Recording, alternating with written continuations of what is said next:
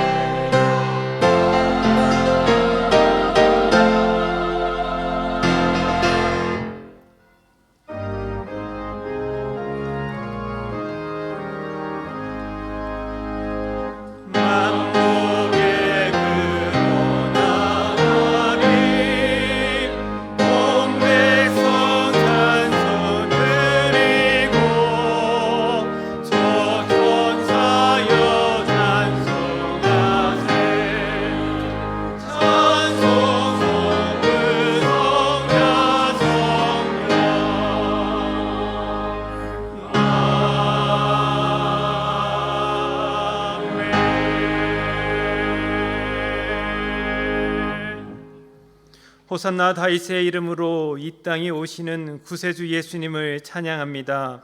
겸손하게 나귀를 타신 예수님을 묵상하면서 오늘 예배하는 우리 마음도 가장 높은 곳을 향하게 하여 주옵소서.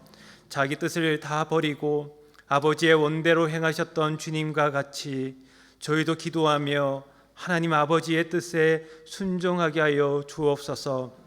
이 시간 우리의 마음과 성품과 힘을 다하여 예배를 드리오니 이곳에 임재하셔서 우리의 예배를 받아 주시옵소서. 주 예수 그리스도의 이름으로 기원하옵나이다. 아멘. 나는 전능하신 아버지 하나님 천지의 창조주를 믿습니다. 나는 그의 유일하신 아들 우리 주 예수 그리스도를 믿습니다. 그는 성령으로 잉태되어 동정녀 마리아에게서 나시고 본디오 빌라도에게 고난을 받아 십자가에 못 박혀 죽으시고 장사된 지 사흘 만에 죽은 자 가운데서 다시 살아나셨으며 하늘에 오르시어 전능하신 아버지 하나님 우편에 앉아 계시다가 거기로부터 살아있는 자와 죽은 자를 심판하러 오십니다. 나는 성령을 믿으며 거룩한 공교회와 성도의 교제와 죄를 용서받는 것과 몸의 부활과 영생을 믿습니다. 아멘.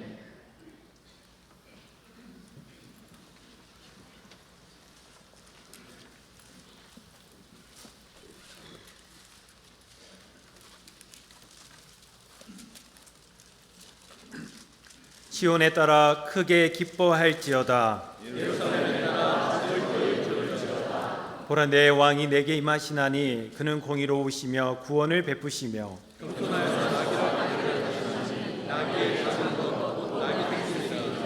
내가 에브라임의 병거와 예루살렘의 말을 끊겠고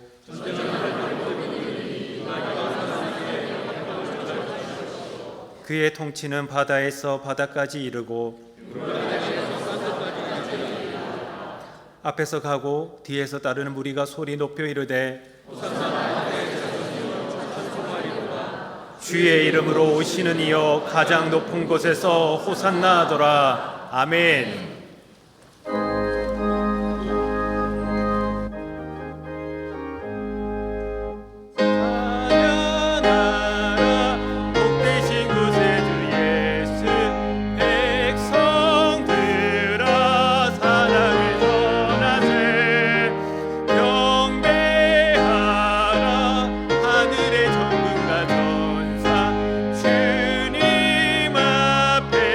영광을 돌리세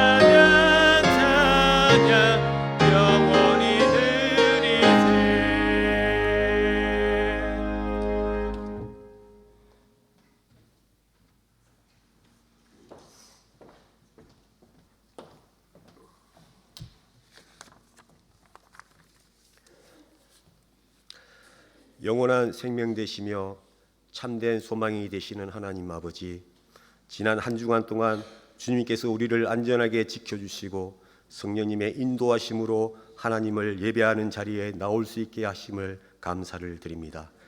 역경과 어둠 속에서도 생동하는 새 봄을 허락하시고 움트는 생명의 기쁨을 누릴 수 있게 하심을 진심으로 감사드립니다. 오늘은 주님께서 예루살렘에서 입성하신 종려 주일입니다. 우리를 구원해 주시기 위해 하나밖에 없는 독생자 예수 그리스도를 이 땅에 보내주시고 죄 없으신 예수님께서 십자가에 못 박혀 죽으심으로 우리를 죄에서 구속해 주신 은혜를 감사드립니다.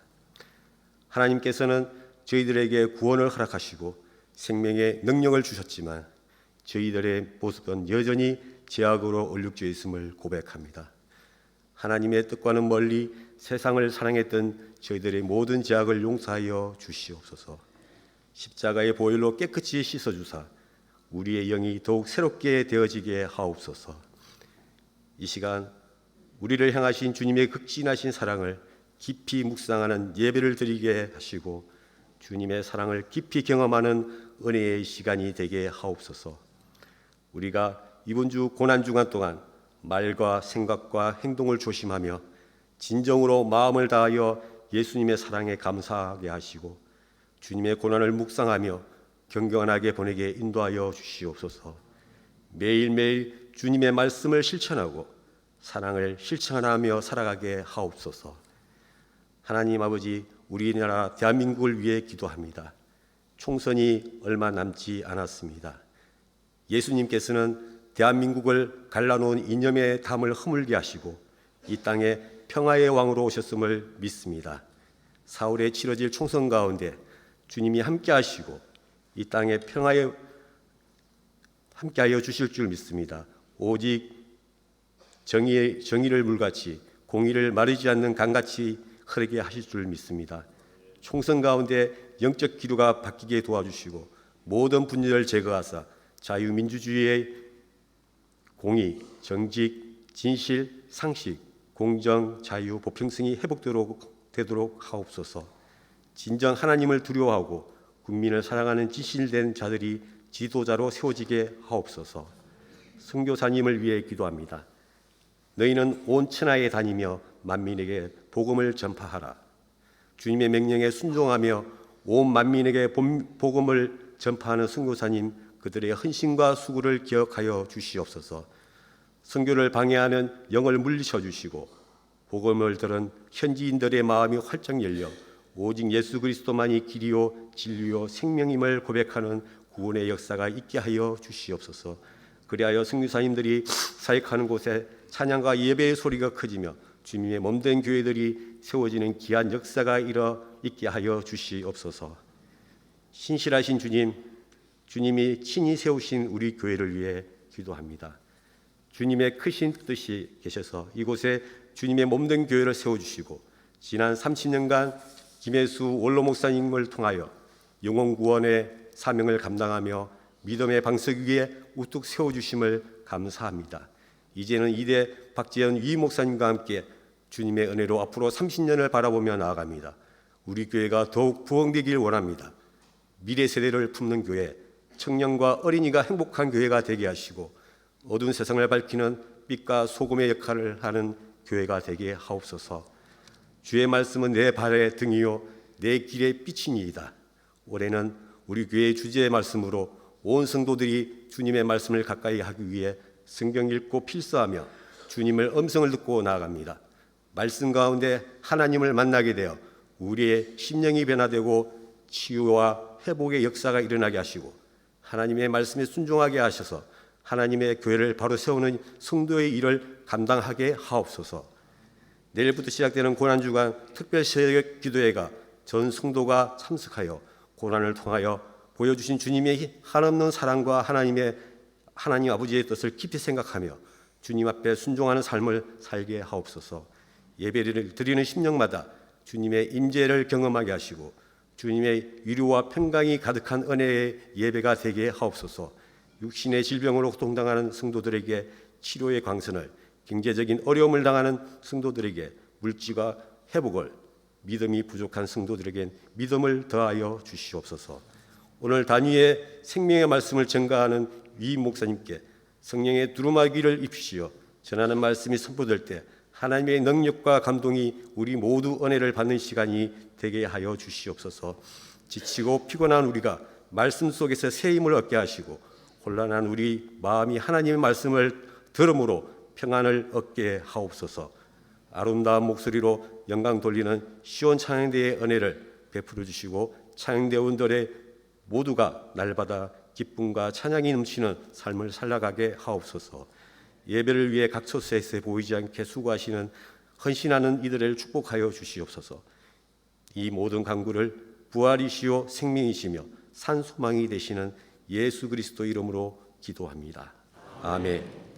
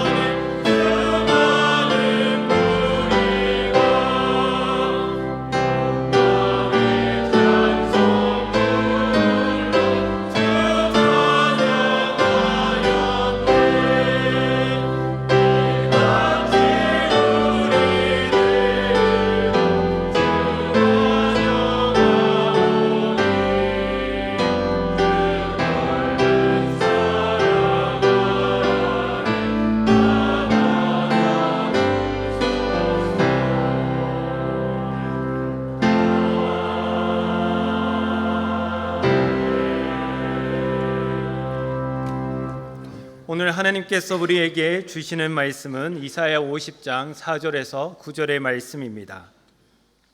이사야 50장 4절에서 9절의 말씀입니다. 구약 성경 1030면에 있습니다.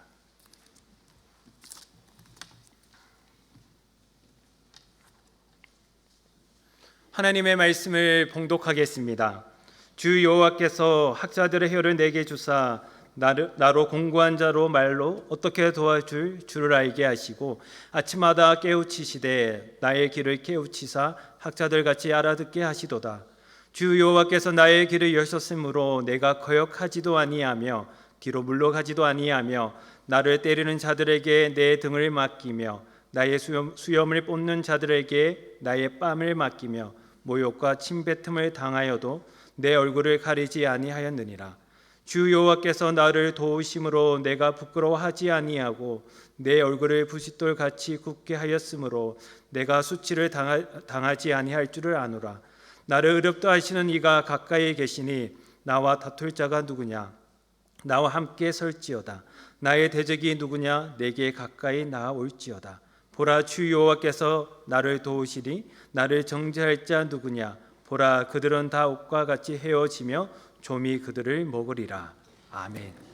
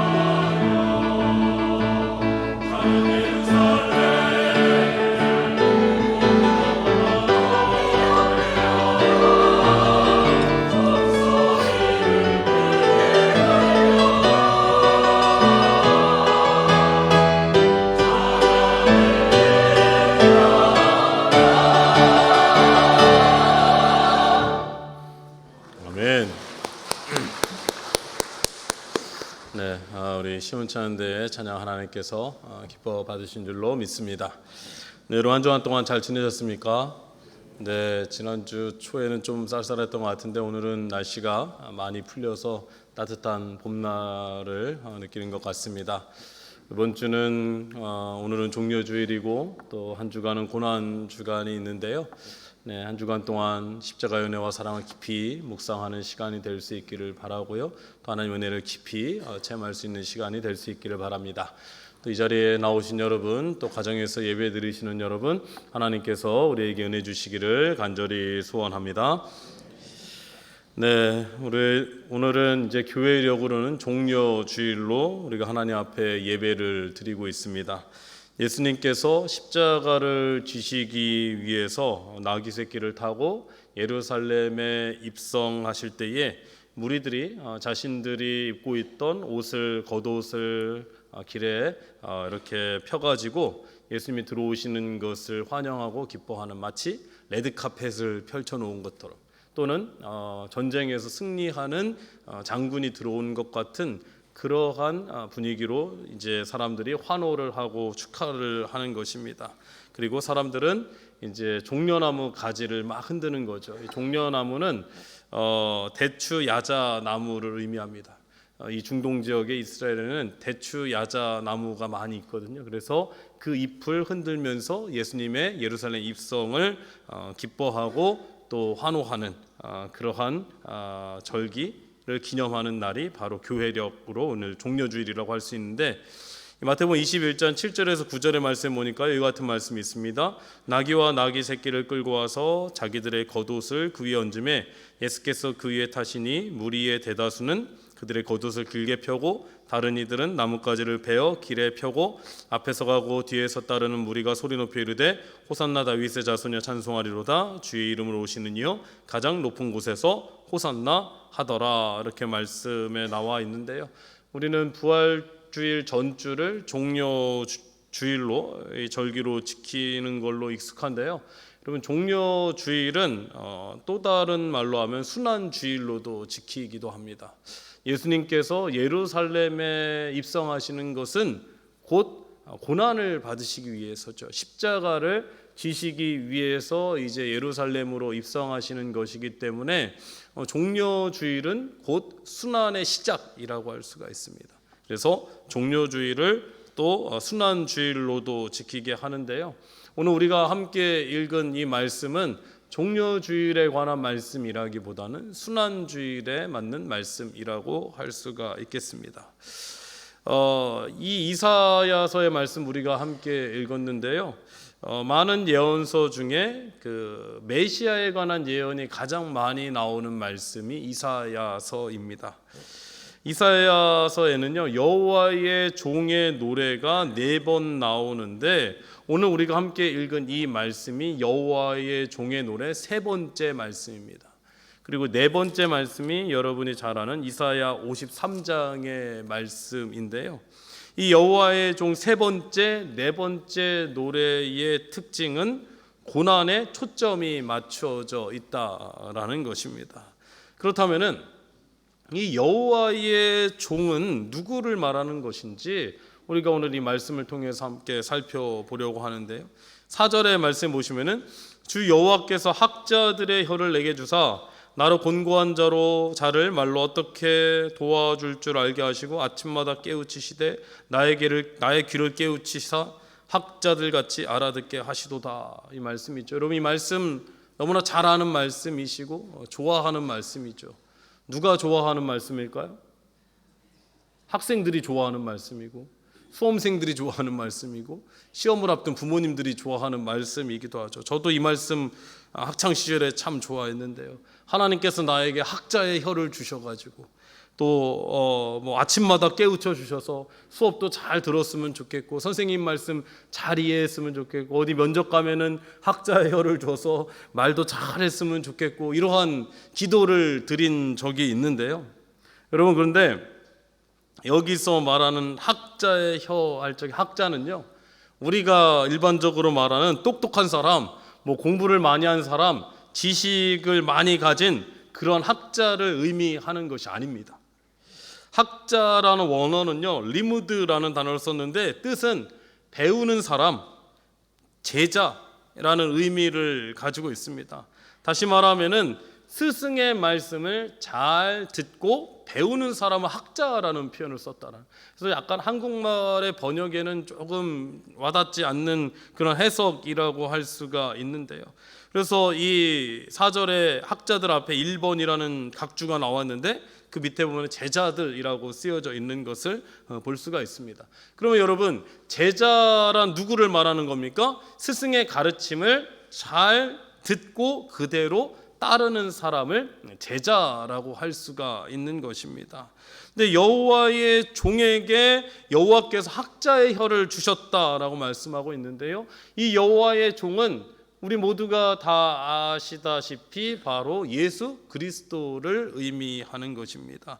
그래서 예수 그리스도에게 여호와께서 학자의 혀를 주셨다라는 것인데요. 이것은 곧 예수 그리스도께서 이 땅에 오신 이유는 하나님의 말씀을, 하나님의 뜻을 사람들에게 전하기 위해서였습니다. 하나님께서는 보이지 않으시니까요, 이스라엘 백성들이 점점 하나님으로부터 멀어지게 되는 것입니다. 하나님의 은혜와 사랑이 희미해져 가고 있고요, 또 말씀에 대해서도 잘 듣지 못하고 있는 것입니다. 이러한 이스라엘 백성들에게 예수님께서는 하나님의 뜻을 알려주시기 위해서, 하나님의 은혜와 사랑을 보여주시기 위해서 이 땅 가운데 오셨다라는 거죠. 그래서 하나님께서 여호와의 종인 예수 그리스도에게 곤고한 자를 말로 어떻게 도와줄 줄을 알게 하신다라고 말씀을 하고 있습니다. 4절에 나오는 곤고한 자라 할 때, 곤고하다라는 것은요, 영적으로나 육적으로 피곤하고 지친 사람을 말하는 겁니다. 예수님의 당시 이스라엘 사람들은요, 로마 압제와 박해로부터 매우 지쳐 있었습니다. 더 이상 희망이 없다라고 그렇게 생각을 했습니다. 종교 지도자들이 있었지만은 그들은 더 부패하고 타락을 했기 때문에 이스라엘 백성들의 것을 오히려 빼앗아가고 상처를 주는 그러한 사람들이었습니다. 그렇기 때문에 영적으로도 더 위로받지 못하고 부패하고 타락하고 죽어가고 있었다라는 것입니다. 이러한 사람들에게 여호와의 종인 예수 그리스도께서 오셔서 그들을 어떻게 위로해야 할지, 하나님의 말씀을 알려줘야 될지, 무슨 말을 해야 되고 도와줘야 될지 알게 하신다라는 것입니다. 그리고 오늘 이 말씀을 보면서 한 가지 우리가 이상하게 생각되는 점이 있는데요, 한 가지 깨달아야 하는 것이 있는데, 여호와의 종은 예수 그리스도라고 말씀을 드렸습니다. 예수 그리스도는 하나님과 같으신 분이시기 때문에 그냥 예수님께서 곤고한 자들을 찾아가서 그냥 위로하시면 되잖아요. 도와주시면 되잖아요. 그런데 뭐라고 말씀하시냐 하면은, 주 여호와께서 나로 곤고한 자를 어떻게 도와줄 줄을 알게 하신다 라고 그렇게 말씀을 하고 있습니다. 그리고 이를 위해서 아침마다 깨우치게 하신다라고 말씀을 하고 있는 것입니다. 이것은 곧 예수님께서 곤고한 자들을 위로하고 도와주시기 위해서 그들을 찾아가서 무슨 말을 해야 될지 하나님께 먼저 나아갔다라는 거예요. 아침마다 하나님의 말씀을 들었다라는 것입니다. 그렇게 하나님 앞에 나아갔을 때 하나님께서 귀를 깨우치게 하시고 알아듣게 하셨다라는 것입니다. 그래서 이 학자의 혀를 가졌다라는 것은요, 하나님과의 깊은 교제를 통해서 먼저 하나님의 뜻을 알게 하셨다라는 거예요. 귀를 열었다라는 거예요. 하나님의 음성을 먼저 듣고 깊은 교제가 있었다라는 거예요. 무턱대고 예수님께서 나가셨다라는 것이 아닙니다. 실제로 예수님은 하나님과의 깊은 교제를 위해서 하나님께 나아가고 기도하는 분이셨습니다. 예수님께서는 새벽에 기도하시는 분이셨습니다. 제자들을 선택할 때도요, 마가복음 1장 35절의 말씀 보니까 새벽 아직도 밝기 전에 예수께서 일어나 나가 한적한 곳으로 가서 거기서 기도하시더니, 이런 말씀이 있죠. 오병이어의 기적을 베푸신 후에도요, 예수님께서는 기도하셨습니다. 마태복음 14장 23절의 말씀에 보니까 무리를 보내신 후 기도하러 따로 산에 올라가시니라 저물매 거기 혼자 계시더니, 이렇게 말씀하고 있죠. 예수님께서는요, 십자가를 지시기 전에도 겟세마네 동산에서 기도하셨습니다. 마태복음 26장 39절의 말씀 보니까 조금 나아가 얼굴을 땅에 대시고 엎드려 기도하여 이르시되 내 아버지여 만일 할만하시거든 이 잔을 내게서 지나가게 하옵소서. 그러나 나의 원대로 마시옵고 아버지의 원대로 하옵소서 하시고, 이러한 말씀이 있습니다. 여러분, 성경에 보면요, 예수님께서 기도하셨다라는 말씀은 너무나도 많이 나오고 있습니다. 예수님께서 하나님의 뜻을 이루기 위해서, 병든 자를 고치기 위해서, 소외된 자들을 위로하고 도와주시기 위해서 예수님께서는 아침마다 기도하시는 분이셨습니다. 예수님도 이 어려운 자들을 찾아가서 위로하다 보면은, 또 주의 말씀을 전하다 보면은 마음이 힘들고 고통스러우실 때가 있으실 텐데, 그때도 하나님 앞에 기도하시는 분이셨습니다.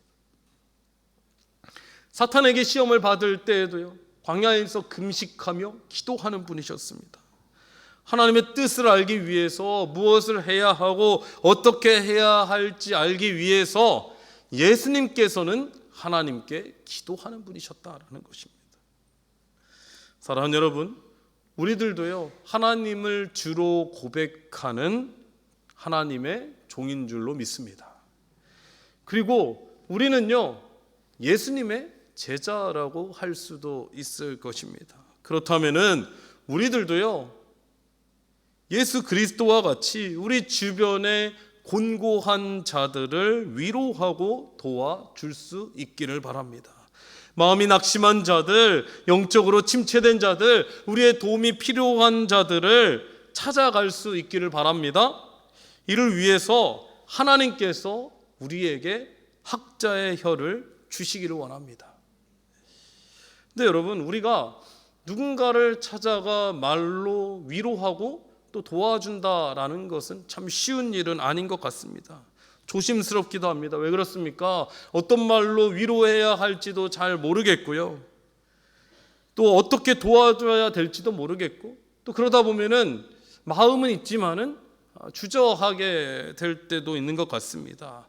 이때에 우리가 해야 되는 것은요, 하나님 앞에 나아가야 된다라는 것입니다. 하나님께 도와달라야 한다라는 것이고요, 하나님의 뜻을 알게 해달라고 우리가 기도할 수 있어야 된다라는 것입니다. 내가 다른 사람을 위로하는 것이 아니라 하나님께서 나를 통하여 그들을 위로하여 주시고, 하나님께서 나에게 말씀을 주셔서 그들을 찾아가서 하나님의 말씀으로 내가 위로하게 하여 주시옵소서, 먼저 하나님 앞에 기도할 수 있어야 된다라는 거예요. 우리가 기도하지 않으면요, 우리가 기도하지 않고 누군가를 찾아가서 위로한다라고 하면은요, 그 위로가 누군가에게는 상처가 될 수도 있는 것이고요, 그 도움이 불필요한 것이 될 수도 있는 것이고, 마음이 전달되지 않을 수도 있다라는 것입니다. 저는 이 목회를 하면서 가장 힘든 사역 중에 하나가 성도님들의 아픔을 듣고 또 위로하고 도움을 드리는 것 같습니다. 이 신방을 하면서도요, 가정의 어려운 점을 듣게 되죠. 또 기도 부탁을 받기도 합니다. 또 수술이나 큰 일을 앞두고 저를 찾아오셔서 기도 부탁을 하시는 분들도 계십니다. 이런 분들의 말씀을 들으면요, 참 마음이 아프고, 또 무슨 말씀으로 위로를 해야 할지 참 막막하기도 합니다. 잘 모르겠습니다. 근데 저는 이 신학교 다닐 때 목회 상담을 공부했는데요, 이 목회 상담을 공부하면서 배운 것이 있습니다. 이 목회 상담과 일반 상담의 다른 점이 있는데요, 일반 상담은 자기의 지식과 경험과 능력을 가지고 내담자에게 상담을 하지만은, 목회 상담은요, 내가 내담자와 상담을 하지만은 하나님의 말씀으로 상담을 하는 것이고, 성령의 도우심으로 상담을 한다라는 것을 꼭 기억해야 한다라는 것입니다. 그래서요, 이 상담을 찾아오시는 분들의 얘기를 들어보면은 참 뭐라고 드릴 말씀이 없는 것 같기도 하고, 어떻게 상담을 해야 될지 너무나 안타깝고 마음이 아프지만, 그때에 할 수 있는 것은 하나님 앞에 마음으로 기도하는 것입니다. 하나님, 나에게 학자의 혀를 주시옵소서. 하나님, 하나님의 마음으로 제가 저분들을 도와줄 수 있게 하여 주시옵소서. 저분들에게 필요한 말씀을 저에게 주시옵소서. 하나님께서 길을 열어 주시옵소서. 저는 할 수 없지만 하나님께서 저를 도와주시옵소서. 먼저 기도하는 것이 중요하다는 거예요.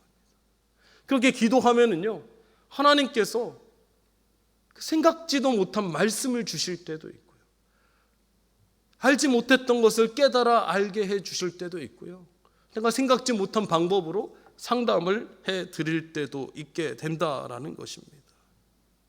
그런데 우리가 이 학자의 혀를 가지고 곤고한 자를 위로하고 도와주기 위해서 반드시 필요한 것은 먼저 들을 수 있어야 한다라는 것입니다. 오늘도요, 이 여호와의 종이 나의 귀를 깨우치게 하신다라고 말씀하고 있는데, 이것은 곧 하나님의 말씀을 들었다라는 거죠.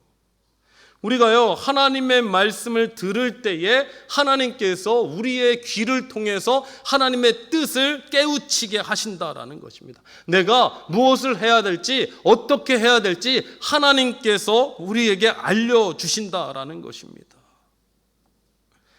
이렇게 아침마다 하나님의 마음을 알기 위해서, 하나님의 뜻을 알기 위해서 나아갈 때 주 여호와께서 주의 종의 귀를 열어 주셨다라고 말씀을 하고 있습니다. 그럼 5절의 말씀 보시기 바랍니다. 주 여호와께서 나의 귀를 여셨으므로 내가 거역하지도 아니하며 뒤로 물러가지 아니하며, 이렇게 말씀을 하고 있죠. 주 여호와께서 나의 귀를 여셨다라는 거예요. 사랑하는 여러분, 우리는요, 하나님의 말씀을 잘 들어야 하나님의 뜻을 알 수가 있는 것입니다. 하나님 말씀을 잘 들어야 그 다음에 하나님의 말씀에 순종할 수 있게 되는 것입니다. 하나님의 아들 예수 그리스도께서도요, 하나님의 뜻을 알기 위해서, 곤고한 자들을 위로하기 위해서 아침마다 기도하셨다면요, 그리고 우리들도 당연히 하나님 앞에 기도해야 되는 것 아닙니까? 아침마다 하나님 앞에 나의 귀를 열어 주시옵소서. 오늘도 곤고한 자들을 만날 텐데 그들을 위로할 수 있는 하나님의 뜻을 알게 하여 주시옵소서. 하나님의 마음을 알게 하여 주시옵소서. 우리도 하나님 앞에 기도할 수 있어야 된다라는 것이죠. 특별히 이번 주는 고난주간 특별 새벽 기도회로 우리가 하나님 앞에 드리게 될 텐데요, 그럼 우리가요, 이 부활의 은혜를 깊이 경험하기 위해서, 부활의 기쁨을 누리기 위해서는요, 한 주간 동안 우리가 하나님의 마음을 깨달아야 한다라는 거예요. 여러분, 가만히 있는다고 해서 우리가 하나님의 마음을 깨닫는 것이 아니라 우리가 하나님 앞에 나오고 하나님의 음성을 듣고 우리의 귀를 열어야 하나님께서 알려주신다라는, 하나님의 마음을 알게 하신다라는 겁니다. 학자의 혀를 가진다는 것은 하나님과의 깊은 교제를 말하는 건데, 우리가 하나님 앞에 나올 때에 하나님께서 우리를 통하여 하나님의 마음을 깨달아 알게 해주신다라는 겁니다. 그럼 부활의 은혜를 더 깊이 누리기를 원하십니까? 한 주간 동안 특별 새벽 기도에서 함께 기도할 수 있기를 바랍니다. 어떤 분들은 그런 말씀 하시더라고요. 목사님, 새벽 기도 나오는 것이 고난입니다. 그러면 나오셔야죠. 고난 주간에 새벽 기도 나오는 것이 고난이라면 더 나와야 되는 거 아닙니까? 이것만큼 고난 주간을 잘 보내는 방법이 어디 있겠습니까? 여러분, 새벽에 나오는 것이 너무 힘들고 고난이라면은 고난 주간에 하나님 앞에 나와서 하나님의 말씀을 들을 수 있기를 바랍니다. 하나님의 마음을, 우리를 향한 그 십자가의 은혜와 사랑을 우리가 다시 한번 깊이 경험하며 기도할 수 있는 그러한 한 주가 되실 수 있기를 바랍니다.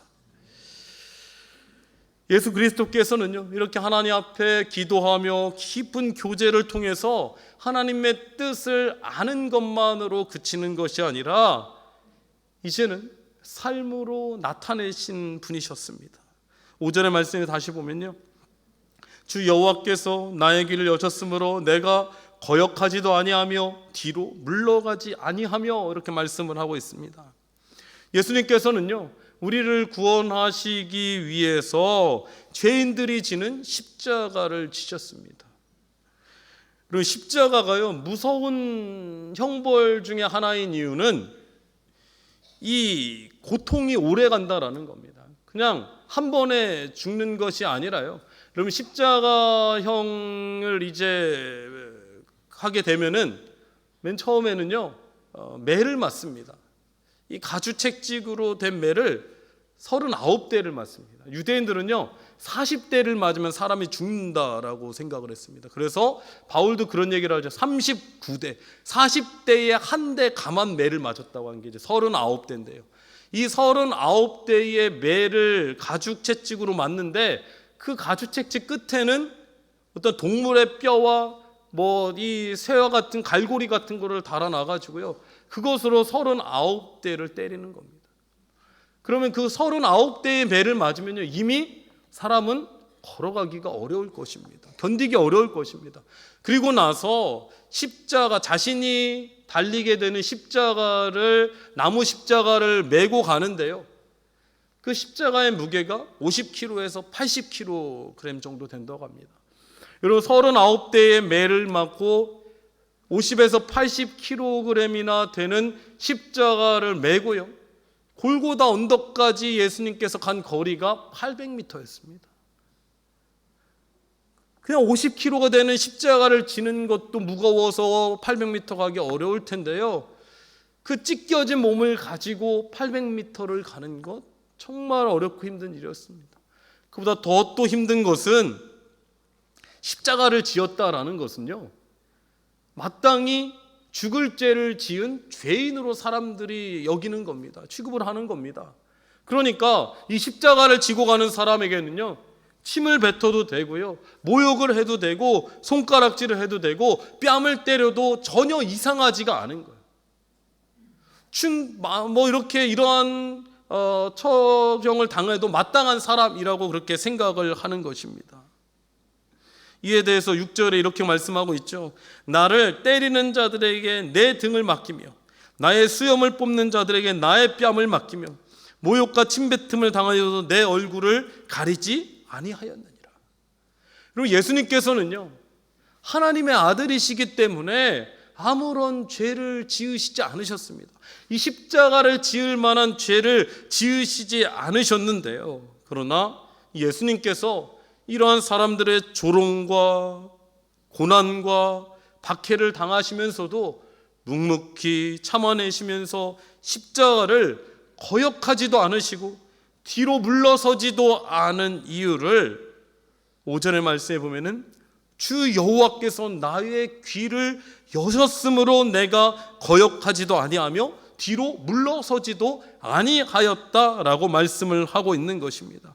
이것은요, 하나님께서 여호와의 종의 귀를 깨우치셨기 때문에 여호와의 종인 예수 그리스도께서는 하나님의 뜻을 알고 있으셨다라는 것입니다.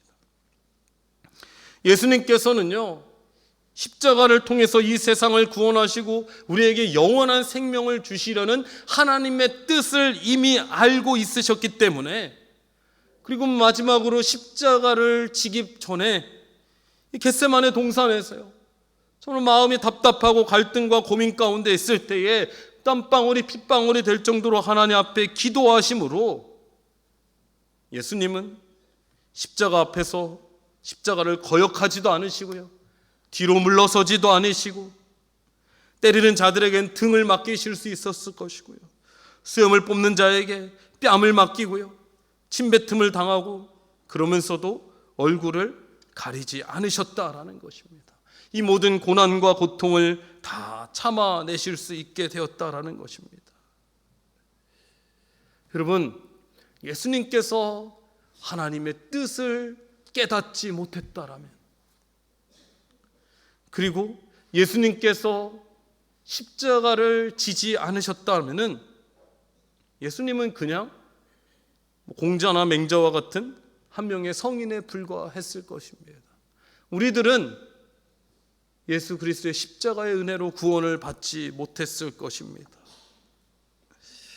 사랑하는 여러분, 우리들도요, 주의 종으로 살아가는 것은 고난의 길이 될 수도 있을 것입니다.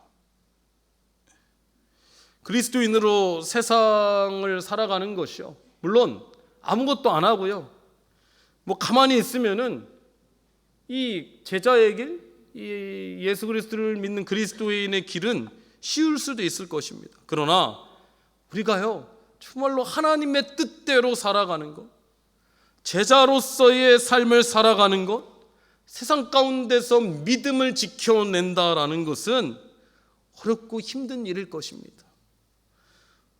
적게는요, 즐거운 것들을 포기해야 할 때도 있고요, 많게는요, 내가 가진 모든 것을 다 하나님께 드려야 할 수도 있을 것입니다. 어떤 분들은 그렇게 생각할 수도 있습니다. 목사님, 제가 예수님의 제자라고요? 저는 예수님을 위해서 한 것도 없습니다. 예수 그리스도를 위해서 드린 것도 없고요, 포기한 것도 없습니다 라고 그렇게 생각하시는 분들이 계십니까? 그러나 여러분들이 이 자리에서 예배 드리는 것만으로도 여러분들은 다 예수 그리스도의 제자가 되는 것입니다. 왜요? 여러분은 지금 하나님께 가장 귀한 시간을 드리고 있는 것입니다. 이 시간에요, 뭐 좀 더 쉴 수도 있죠. 다른 데 재밌는 데 놀러 갈 수도 있습니다. 뭐 맛있는 거 먹으러 갈 수도 있을 것입니다. 그러나 이 시간에 하나님 앞에 예배 드리는 것, 믿음을 지키고 있는 것, 하나님의 말씀을 듣는 것, 이것이 바로 제자의 삶이라고 할 수 있는 것 아니겠습니까? 그런데요, 여러분, 여기서 그치지 않기를 바랍니다. 이제는 우리가 제자로서 좀 더 말씀을 듣는 것으로, 이 자리에 계시는 것으로만 그치는 것이 아니라 삶으로 이어질 수 있기를 바랍니다. 행함으로 나타날 수 있기를 바랍니다. 주를 위해서 나의 것을 조금 더 포기하고요, 희생하고 조금 더 예수 그리스도와 다른 이들을 사랑할 수 있기를 바랍니다. 어떤 분들은요, 마음은 간절하지만 그러할 용기가 없습니다, 힘이 없습니다, 능력이 없습니다 라고 말하는 분들도 있으실 것입니다. 어떤 분들은요, 제자로서 세상 가운데 살아가기에는 다른 사람들이 눈치가 보이기도 합니다, 이렇게 말하는 분들도 있고요. 왠지 부끄러워서 주저가 됩니다, 이렇게 말하는 분들도 있을 것입니다. 그러나 여러분, 7절과 9절의 말씀을 보시면요, 공통적으로 나오는 말씀이 있습니다. 주 여호와께서 나를 도우심으로. 9절에 보시기 바랍니다. 보라, 주 여호와께서 나를 도우시리니, 이렇게 말씀을 하고 있습니다. 그렇습니다. 우리는 부족합니다. 우리는 연약합니다. 나는 할 수 없습니다. 그러나 나는 부족하고 연약할지 모르지만 주 여호와께서 우리를 도와주실 줄로 믿습니다. 8절의 말씀에 보면요, 나를 의롭게 하시는 이가 가까이 계신다라고 말씀을 하고 있습니다. 가까이 계시는, 나를 의롭게 하시는 주님께서 우리를 도와주실 줄로 믿습니다. 우리가요, 이 십자가와 같이 괴롭고 무거운 현실의 앞에 놓여 있을 때에,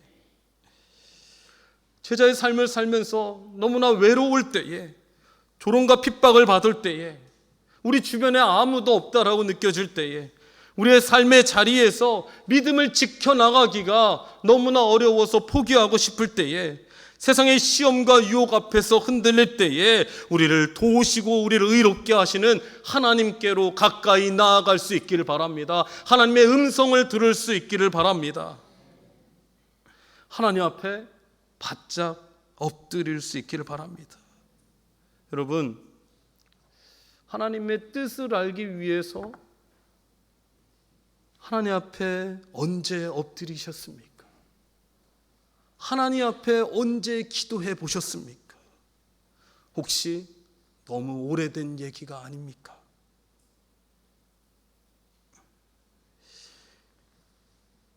여러분, 십자가와 같은 고난이 있을 때에, 아픔이 있을 때에 우리가 먼저 주님 앞에 엎드려 기도할 수 있기를 바랍니다.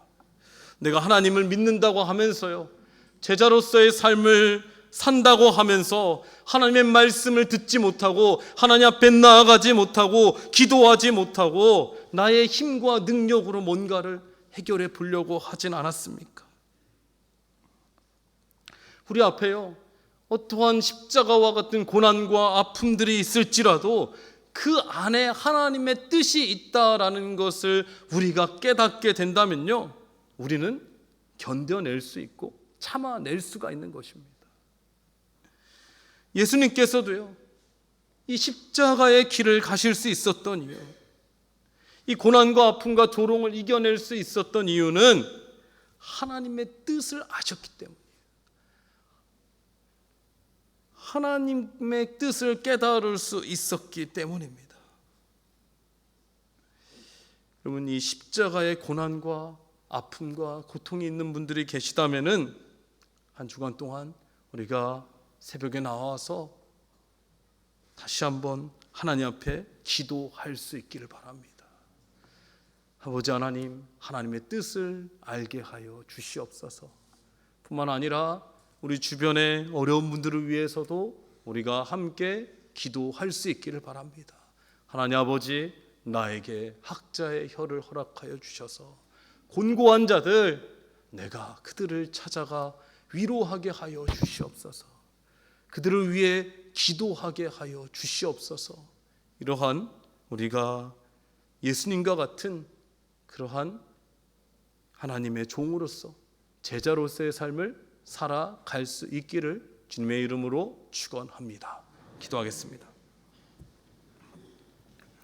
하나님 아버지, 우리들에게 학자의 혀를 허락해 주셔서 곤고한 자들을 위로하며 도와주며 섬기게 하여 주시옵소서. 이를 위해서 우리가 먼저 하나님께 나아가게 하여 주시옵소서. 하나님의 말씀에 귀를 기울이게 하여 주시며 하나님의 뜻을 알게 하여 주시고 하나님의 말씀에 순종하게 하여 주시옵소서. 예수님의 이름으로 기도드리옵나이다. 아멘.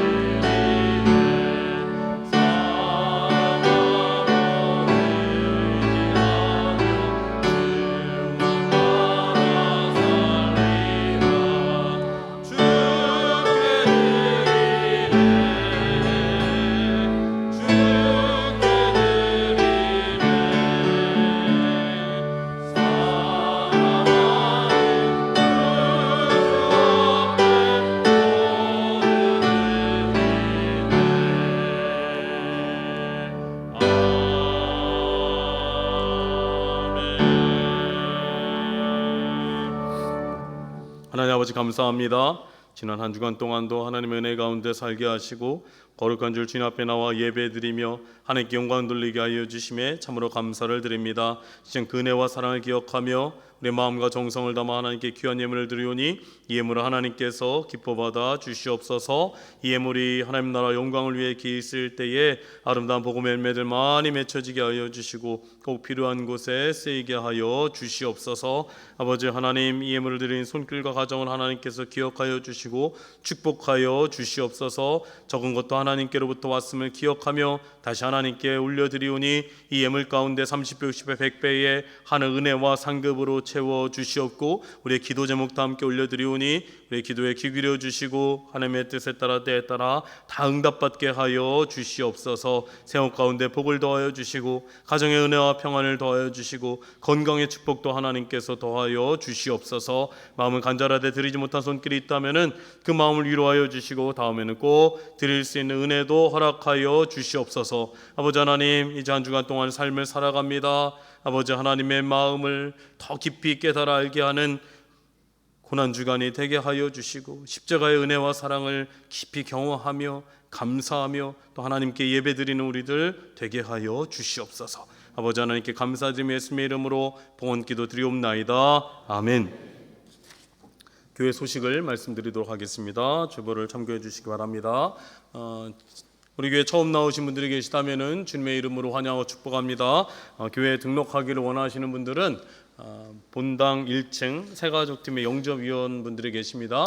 영접위원분들의 안내를 받으시기를 바랍니다. 지난주 우리 교회 처음 등록하신 분이 계십니다. 정원미 성도님 스스로 등록해 주셨습니다. 주님의 이름으로 환영하고 축복합니다. 네, 오늘 찬양 예배는 중보기도학교 수료식 및 중보기도 헌신서약식이 있겠습니다. 우리 그루터기 분들께서는 많이 참여해 주시기를 바랍니다. 고난주간 특별 새벽 기도회가 내일서부터 토요일까지 오전 5시 30분 본당에서 있습니다. 네, 여러분들 많이 참석해 주시고요. 부활주일 예고입니다. 다음 주일은 부활주일이 있고요. 그래서 이 주보에 부활주일 헌금 봉투도 함께 여러분께 드렸습니다. 감사하는 마음으로 헌금해 주시면 되고요. 또 일부 예배, 사부 예배 시에는 성찬 예식이 있고 사부 예배 시에는 세례식이 있도록 하겠습니다. 네, 모임 안내입니다. 이남성교회 원래가 오늘 오후 12시 10분 다목적실에서 있고요. 30플러스 모임이 있습니다. 오늘 오후 12시 30분 문화센터 지하 예배실에서 있습니다. 네, 주중 모임 안내입니다. 27일 수요일에 어머니 기도회, 29일 금요일에 연합순 모임, 또 여성교회 모임이 있습니다. 시간과 장소는 주보를 참고해 주시기 바랍니다. 지난 창립 30주년 기념 목적 헌금을 드렸는데요. 이제 보고를 해야 될 것 같습니다. 총액으로는 7,123만 원이 모여졌고요. 2월 25일 주일까지 분입니다. 우리가 말씀드린 대로 M국의 차량 지원을 위해서 그리고 본당 음향을 교체하는 데에 쓰이도록 하겠습니다. 어원화 입단식이 있습니다. 오늘 오후 2시 30분 본당에서 있습니다.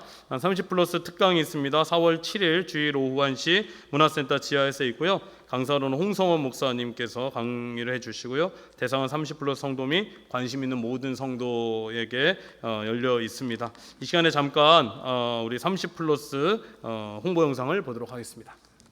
일산동안교회 30플러스를 소개합니다. 일산동안교회 30플러스는 30플러스 성도와 가정이 모여 말씀, 기도, 삶을 나누며 건강한 신앙과 가정으로 세워져가는 공동체입니다. 모여서 나누고 사도하고 귀한 시간 함께 하시면 감사합니다. 우리 주님 안에서 더욱더 하나 되는 공동체 될 수 있게 하시고 축하합니다. 모임은 매월 첫째, 셋째, 다섯째 주 주일 오후 12시 30분 문화센터 지하에서 있습니다.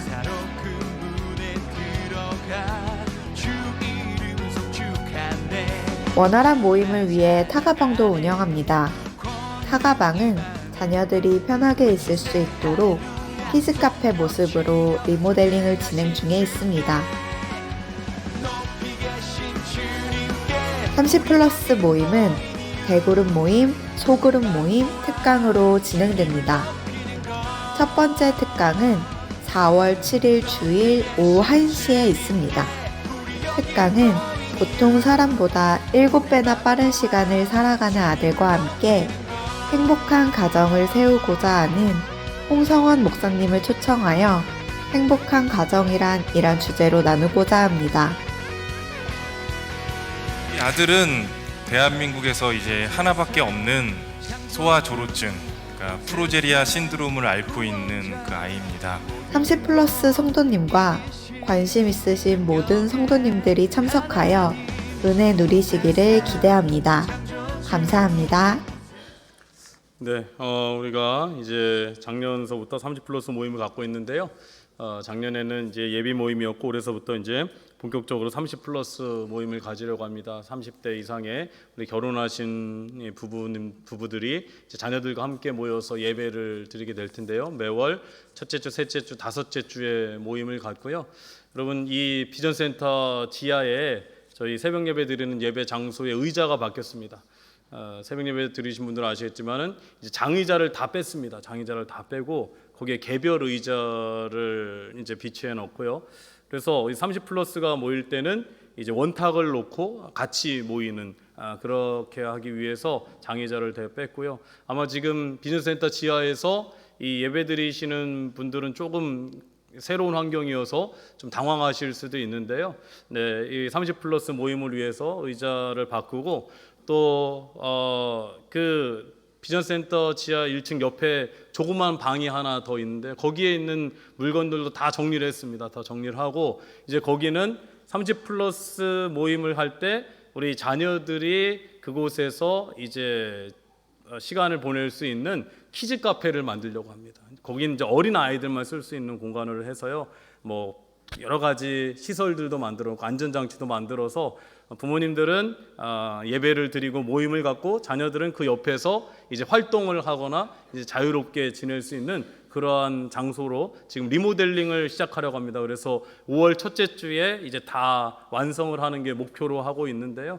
여러분 우리 30 플러스 모임이 활성화될 수 있도록 우리 자녀들, 우리 청년부였다가 결혼한 우리 부부들, 자녀들 데리고 함께 모임에 참석할 수 있기를 바랍니다. 그래서 여러분들 우리 30대, 40대 우리 젊은 세대들이 우리 교회에 더 많아지고 그로 인해서 우리 자녀들까지도 부흥할 수 있기를 바라고요. 우리 이전에 있던 모든 청년부 활동했던 또 함께하는 우리 다음 세대들 또 청년 30 플러스 모임에 여러분도 많이 참여해 주시기를 바랍니다. 네, 계속해서 언급 말씀드리도록 하겠습니다. 세례 문답이 오늘 오후 2시 30분 새가족실에서 있고요. 공원 전도팀을 모집하고 있습니다. 문화센터 1층에서 신청을 하고 있는데요.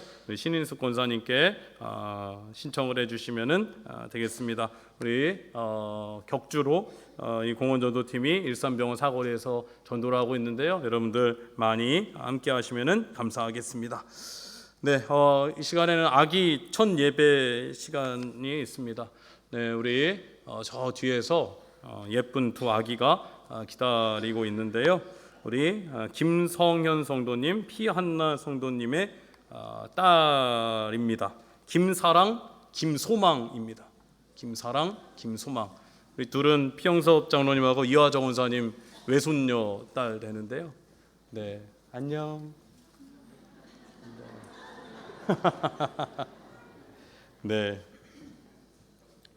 우리 사랑이가 누구죠? 사랑이. 가까이 오세요, 가까이 오세요. 사랑이 그리고 소망이. 소망아, 너 왜 이렇게 표정? 둘 다 우상입니다, 우상. 네, 아유 반가워요, 반가워요. 네, 우리 쌍둥이에요. 쌍둥이여서 네 이제 얼마나 됐죠? 8개월.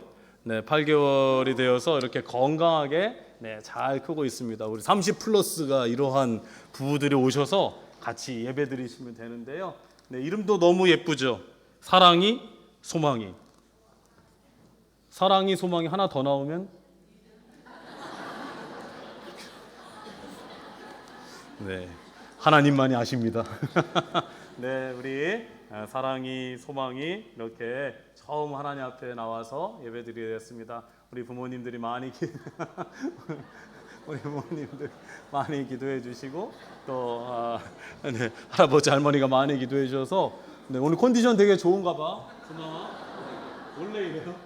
오늘 컨디션 둘 다 아주 좋습니다. 네, 이렇게 건강하게 잘 키워주신 우리 부모님 또 많은 기도로 이렇게 잘 컸습니다. 여러분들 우리 소망이와 사랑이를 위해서도 많이 기도해 주시고요. 또 잘 자랄 수 있도록 이 가정을 위해서도 많이 기도해 주시기 바랍니다. 제가 기도하겠습니다.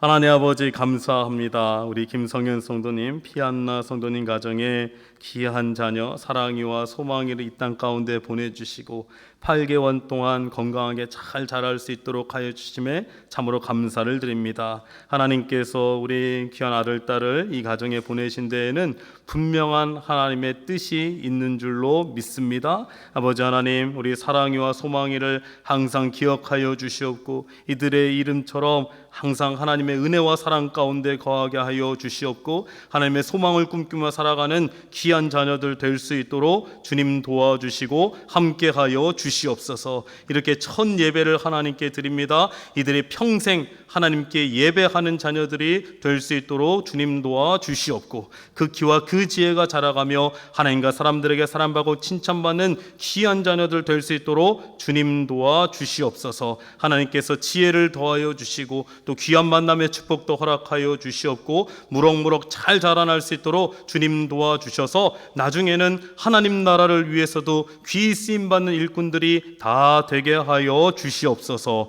우리 사랑이와 소망이를 위해서 기도하는 우리 김성현 성도님, 피아나 성도님 하나님께서 기억하여 주시고 자신의 욕심으로 자신의 뜻대로 키우는 것이 아니라 하나님의 말씀대로 기도로 우리 사랑이와 소망이를 잘 키워낼 수 있도록 주님 도와 주시옵고 우리 부모님이 기도하는 기도 제목들이 하나님의 뜻 안에서 다 이루어질 수 있도록 주님 도와 주시옵고 또 비영석 자녀님과 이하정 원사님의 믿음의 대가 우리 소망이와 사랑이까지도 잘 흘러갈 수 있도록 주님 도와주시고 함께하여 주시옵소서. 아버지 하나님께 우리 소망이와 사랑이를 맡겨드리오며 감사드리오며 예수님의 이름으로 기도드리옵나이다. 아멘. 우리 다시 한번 축복하며 환영하도록 하겠습니다. 네, 선물을 드리도록 하겠습니다. 네, 우리 쌍둥이랑 하나씩 드리도록 하겠습니다. 네, 선물 네가 받을래? 받을 수 있겠니? 엄마가 받았습니다. 우리 소망이 오, 어이구야. 네, 아버지 누구세요? 네, 꽃. 네, 축하드립니다. 네, 감사합니다. 네, 감사합니다. 우리 다시 한번 축하의 박수 하겠습니다. 네, 감사합니다. 네, 네, 감사합니다. 여러분 집에서 잘 크고 있는 아이들 있죠? 다 우리 교회로 데려오시기 바랍니다. 함께 기도하고 축복하고 또 30플러스 모임도 함께 하면 좋을 것 같습니다. 네, 계속해서 광고 말씀드리겠습니다. 네, 별세자 광고가 있습니다. 우리 사교구 10순이신 박상우 집사님께서 별세하셨고요. 또 백성 12순 홍순애 집사님 부친께서 별세하셨습니다. 또 사교구 3순 우리 박종태 장로님, 강지성 권사님의 부친 되시고 박종태 장로님의 장인어른께서 별세하셨고요. 또 의진 21순 김영 집사님의 모친 되시고 오왕서 집사님의 장모님께서 별세하셨습니다. 네, 지난주에 하나님의 은혜 가운데 장례를 다 마쳤고요. 또 슬픈 나가지 유가족 분들에게 하나님의 위로가 함께 하시기를 바랍니다. 네, 결혼 예식 안내입니다. 청년부 이신철 군과 김윤번 집사님, 류재원 집사님의 딸 김하은 양의 결혼 예식이 30일 토요일 날 12시 HW 컨벤션 센터 3층 에메랄드 홀에서 있습니다. 교회에서는 10시 30분에 출발하도록 하겠습니다. 많은 분들 함께 참석해 주시고 축하해 주시면 감사하겠습니다. 헌화해 주신 분이 계십니다. 허유라 청년 결혼에 감사해서 헌화해 주셨고요. 박상호 집사님 가족 일동이 추모하며 헌화해 주셨습니다. 네, 우리 이제 옆에 계신 분과 인사 나누도록 하겠습니다. 인사 나눌 때 이렇겠습니다. 학자의 혀를 가집시다. 인사하겠습니다. 학자의 혀를 가집시다. 네, 한 번 더 인사하겠습니다. 내일 새벽에 뵙겠습니다. 인사하겠습니다. 내일 새벽에 뵙겠습니다. 네, 내일 새벽에 뵙겠습니다. 네, 이제 다 함께 일어나셔서 찬송가 151장 함께 찬송하시겠습니다.